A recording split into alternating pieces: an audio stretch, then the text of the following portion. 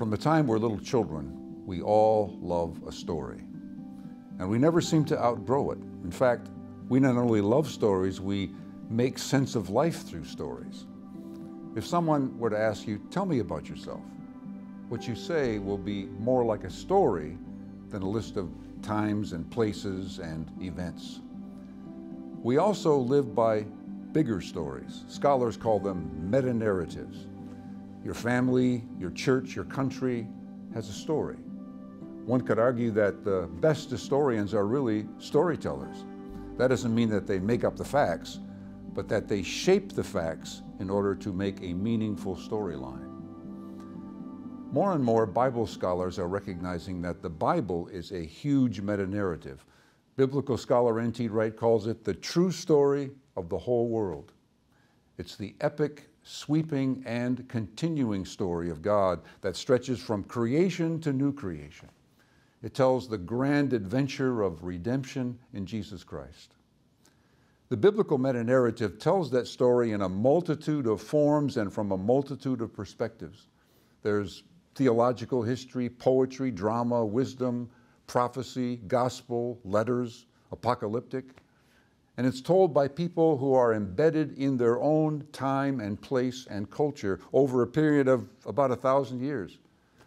But amazingly, by the inspiration of the Holy Spirit, it's recognizably one story. A large part of the focus of BioLogos is on the very beginning of that biblical story, the first few chapters of Genesis. We're committed to show how widely accepted scientific discoveries about the origins of the world, like the vast age of the universe and the process of evolution, are in fact compatible with God's revelation in the Bible. On the BioLogos website, you find evangelical theologians, scientists who offer alternative readings to the early chapters of Genesis that can help us to understand what those original authors actually intended. And they demonstrate that these chapters were not meant to give us a literal, historical, or scientific description of the creation. They were meant as a counter-story to the creation stories that were around them in ancient Near Eastern cultures. In those other ancient Near Eastern creation stories, the earth was created as a playground for the gods, with humans as their enslaved playthings. The biblical counter-story, the true and inspired revelation of God, tells us that God made all things in an act of love and delight, that the world is God's beautifully ordered temple and human beings are the image of God, created to rule and care for the world that He made. Christians today actually live in a situation that's similar to our ancient ancestors in at least one way. Our biblical story now stands as a counter-story to the completely naturalistic story that's built on scientific evidence, but told with no creator at its center. It's the story of a random, meaningless universe rather than an integrated, meaningful cosmos. It's a false story, but we cannot simply repeat the biblical story as if today's science of origins were irrelevant. If we remove our story from the realm of scientific understanding, we also take it out of the realm of reality and of history, and that's fatal to Christianity.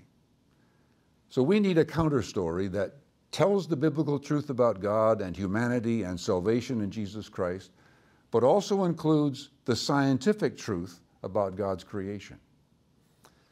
I recently ran across an online study guide funded by the Gates Foundation called Big History.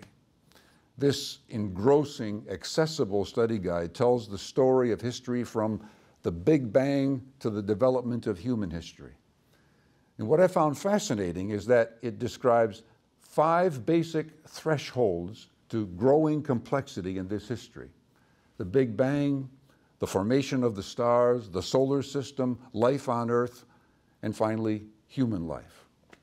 And each one of these thresholds requires what the study guide calls a Goldilocks moment. You know, not too hot, not too cold, but just right. These Goldilocks moments are the crucial but incredibly narrow, almost impossible passageways to more complexity in the universe. And the biggest Goldilocks moment of all is that it all happened out of nothing in the first place. The famous physicist and atheist Fred Hoyle once remarked that in order to make conscious human life possible, quote, a common sense interpretation of the facts suggests that a superintellect has monkeyed with the physics as well as with the chemistry and biology. It's not hard for Christians to see how this big story with its Goldilocks moments can be told as the story of creation that was initiated by God and guided by God. But I want to be clear about this. This is not a science lecture. I'm not saying that I know exactly how God was involved in the whole billion years long process of evolution, nor am I simply placing God in the gaps of these Goldilocks moments. But my faith, guided by the Bible and reason, tells me that God is the creator and sustainer of this universe. So, what if we told that grand biblical narrative with the scientific knowledge of the origins of the universe that the ancients did not have?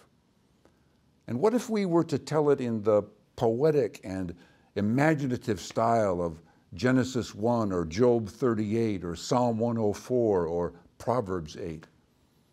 What would it be like? Let's call it the big story.